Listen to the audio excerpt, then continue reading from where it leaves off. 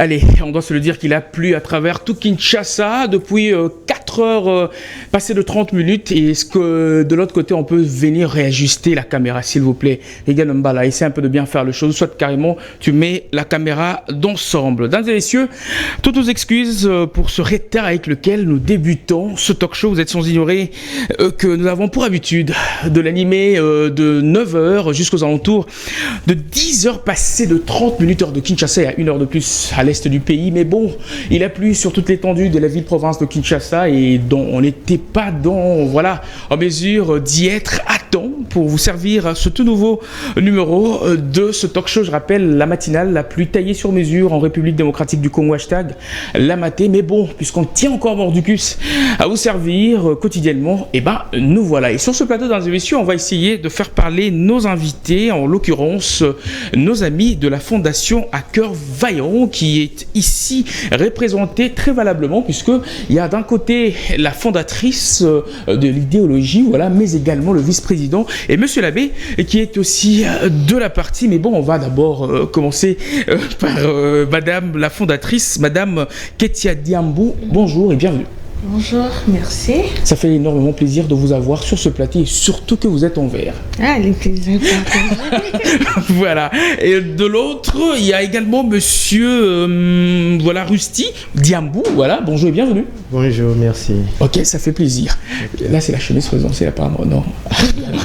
Ok, d'accord. De l'autre, Monsieur l'abbé Victor Tamboué. Bonjour et bienvenue. Merci beaucoup, Réel. Bonjour. Ça fait énormément plaisir de vous avoir sur ce plateau. Le plaisir est de notre aussi, et ce plaisir est partagé. Ok.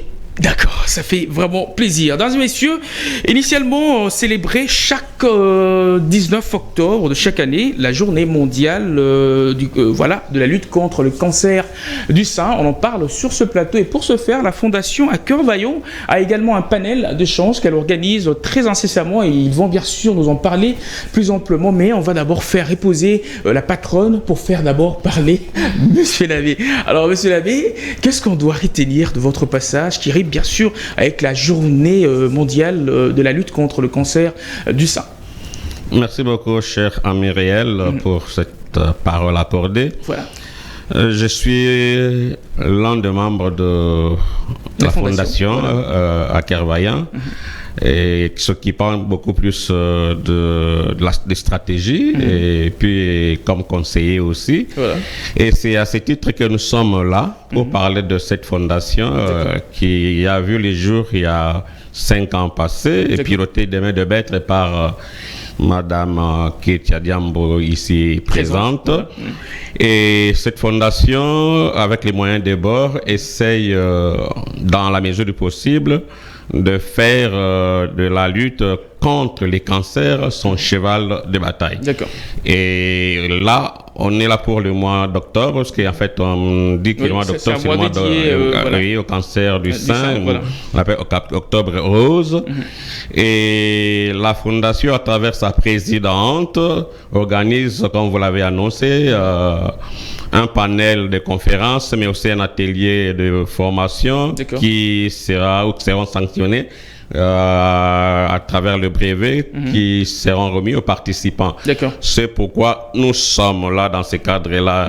Ici, nous voulons tout simplement louer l'initiative et la sagacité intellectuelle de Madame Diambou, parce qu'il faut le dire, aux âmes bien nées, la valeur n'attend point le nombre d'années. Exactement. Il n'a pas 35 ans, il s'est donné, mais il va vous dire les raisons pour lesquelles elle a eu à fonder cette fondation.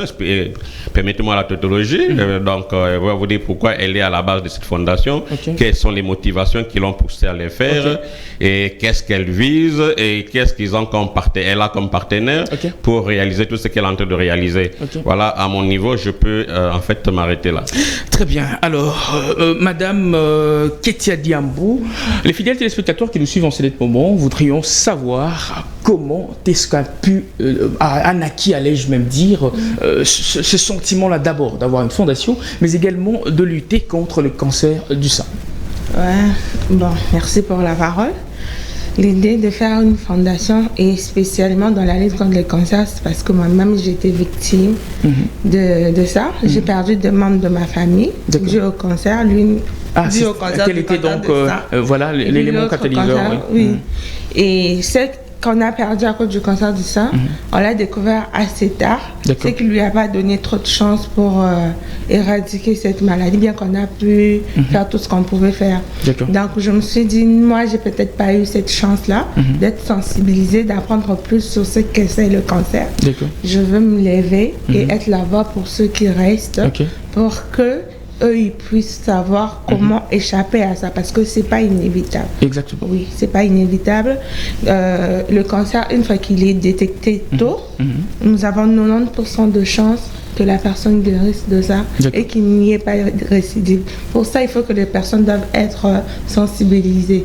En parler de ça, vu que c'est un sujet assez sensible, les gens évitent de parler de ça et croyant qu'ils rendent service à la population. Or non, il faut en parler, il faut sensibiliser, il faut donner les moyens aux gens à ce qu'ils savent faire la différence entre différents signaux pour dire que ça c'est un signe d'alerte, je dois aller voir un médecin pour éviter peut-être d'être conduit à la mort dû au cancer. C'est vrai, en étant une fondation, ça n'a pas toujours été facile. Surtout étant une femme dans notre pays. Exactement, ça n'a pas été facile. Ça, on doit se le dire, Mais je suis de ce genre de femme qui ne baisse pas le bras, même si je rencontre des difficultés, j'avance. Je fonce, je fonce. Voilà pourquoi je me suis mise dans cette lutte-là. Et spécialement pour octobre, nous organisons, comme l'a dit M. l'abbé, une campagne de sensibilisation et puis un atelier. Cet atelier-là sera conduit par des médecins. Nous avons sollicité le service d'ANAPAS, de clinique universitaire, parce que c'est eux qui déterminent que c'est tel cancer et c'est à tel stade. Donc ils seront là, ils vont nous en parler vu qu'ils sont du domaine. Ils vont nous donner tous les conseils dont on veut. Il y aura des échantillons qu'on va montrer. Et on invite tous les corps médicaux, infirmiers, médecins qui veulent apprendre sur la préanalytique. Parce qu'après cette formation, il sera appuyé par la remise de brevet. Comme l'a dit M. l'abbé. Oui, signé par le professeur spécialiste. Donc c'est un peu ça. Donc je lance l'appel. Notre activité c'est pour jeudi déjà, 26 octobre à 9h à l'université Omnia-sur-Sayo. C'est même pas un endroit où se perdre. Donc l'entrée elle est gratuite, l'accès elle est à tout le monde. L'invité invite, donc tu es mon invité. Je peux aussi dire merci. Bien que je ne pas concerner. Non mais ça touche aussi les hommes. Vous êtes les hommes ne sont pas concernés. D'accord. Alors puisque on parle également des hommes, vite fait, avant de faire parler Monsieur Rusty. Alors, Madame Ketia, comment, puisqu'il y a des femmes qui le suivent en ce moment, comment est-ce que ces femmes-là peuvent détecter, ah oui, n'a bandi cancer du sang nangai? Pour ça, nous... Moi, élément les autres talisaïté et nazani bandeli à cancer du sang. Pour ça, nous appelons les femmes à faire l'autopalpation. C'est-à-dire quoi? En tant que femme, il ne faut pas seulement te dire ouais, je suis belle, tu es devant le miroir, tu te dis je suis belle, je suis comme ça. Non, il faut apprendre à connaître aussi son corps. Quand on dit l'autopalpation, on invite chaque femme, chaque matin, quand tu te réveilles, que tu aies l'habitude de te palper le sang. Parce que c'est vrai, dans le sein, on a des nodules, de la graisse et tout ça, il y a des boules, mais les boules normales de sein, ça bouge. Une fois tu vas remarquer, il y a un boule qui ne bouge pas, ça doit déjà te... Et puis il y a ça, il y a si tu as des, comment on appelle ça? Sous les aisselles, les ganglions, sous les aisselles, ça doit être des signes d'alerte. Si tu vois que tes seins de but en blanc, ça commence à changer des formes, tu dois faire appel au médecin. Si tu vois, vous connaissez la peau d'orange, comment si vous voyez vos seins arriver à ce stade-là, ça doit vous alerter pour consulter le médecin. Donc, il y a pas mal de trucs, entre autres aussi à éviter certains aliments qui sont malsains, voilà, qui peuvent vous emmener à cela. Alors, il y a une question vite fait. J'ai suivi une fois une émission au Gabon. Excusez-moi, vous êtes femme, vous êtes axée beaucoup plus dans la lutte du cancer du sein. Il y a une dame dans une grande chaîne de la place, au Gabon plus précisément, qui disait que pour lutter du cancer du sein, les hommes sont appelés à sucer constamment les seins de leurs femmes pour ne pas leur donner accès au cancer du sein. Est-elle vraie ou bien? Non, j'ai jamais eu cette recommandation de mon médecin. Ah bon? Non mais on a pas entendu ça. Donc c'est faux. Moi, je préfère l'autopalpation. Ok, d'accord. Alors, Monsieur Rusty, c'est donc pour ce jeudi 26 octobre qu'on va vous retrouver pour essayer, bien sûr, d'alerter, mais également de pallier à cette situation, à ce problème qui est le cancer du sein. Et les Congolais doivent s'attendre à quoi, hormis tout ce qui a été dit ici? Bon, les Congolaises plus précisément, bien que voilà, les hommes aussi, mais bon, ça serait beaucoup plus les femmes qui y seront. Voilà. Merci pour la parole. Bon, nous invitons les gens à venir précisément le jeudi 26. Et il y aura bel et bien, comme Madame l'a dit, formation, il y aura apprentissage atelier. D'accord. Juste pour apprendre comment éviter la maladie du cancer, parce que elle est vraiment mortelle. Elle est vraiment mortelle, elle ne pardonne pas. Donc, raison pour laquelle j'invite encore les gens, beaucoup plus les femmes, bien que nous aussi les hommes nous ne sommes pas épargnés, mais bon, toute la classe sociale de venir. Oui, puisque les hommes ne sont pas épargnés, mais faute de temps, on ne va pas plonger dans cela. Voilà. Et puis, donc, venez quand même. D'accord. Alors, Monsieur l'abbé, on va clôturer donc avec vous un dernier mot, vite fait, avant de désannoncer définitivement ce talk show.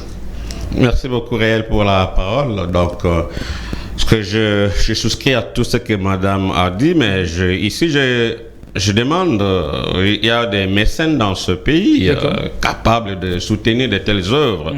On les va soutenir le musicien et autres personnes. Mais ça, c'est une fondation qui est à caractère purement humanitaire, qui aide les jeunes et qui aide à la sensibilisation, mais pas seulement la sensibilisation, puisque la fondation est arrivée même à payer certains traitements de certains enfants atteints du cancer du sein. Pas cancer du sein. Il y a plusieurs. Bon, la fondation s'occupe de toutes sortes de cancers. Exactement. Mais spécialement pour ce mois, l'attention est focalisée sur le cancer du sein, puisqu'en fait, c'est le mois dédié au cancer du sein.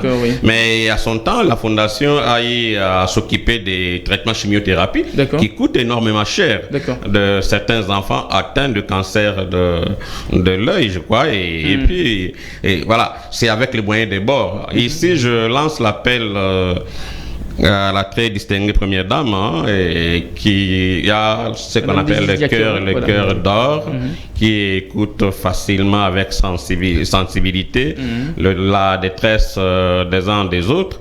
Ben, la fondation lui adresse son appel en termes de sponsoring.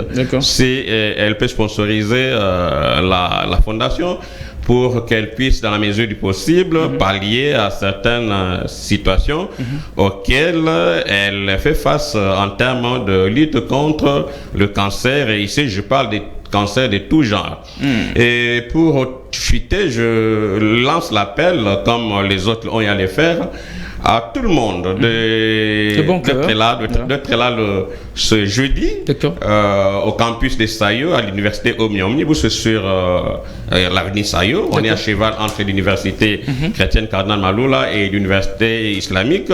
Et il trouvera un pancarte écrit ou une enseigne où il est mentionné l'université Omni-Omnibus. Et c'est là-dedans, dans la grande salle, la salle polyvalente, qu'il y aura ces assises en termes de sensibilisation, mais aussi en termes de certification de brevet au terme de cette formation qui va être donnée par des spécialistes comme Mme Ketia a le souligner. Très bien, monsieur l'abbé, fidèles téléspectateurs, c'en est donc fini.